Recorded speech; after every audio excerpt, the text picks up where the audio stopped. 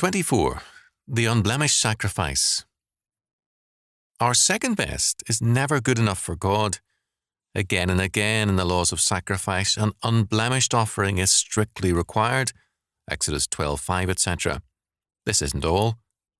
Among the clean animals listed by Moses is the deer, but the deer could never be offered as a sacrifice. There was a very important reason for this.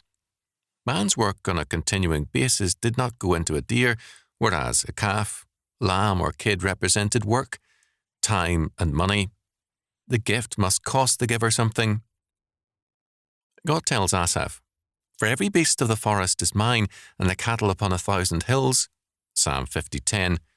God doesn't need what we give him, but we need to be givers for our own growth. Man's gift to God must be his best possible offering. Too many people excuse poor or shoddy gifts or workmanship for the Lord's work with the words, "It's for the Lord," as though this sanctifies cheapness on our part.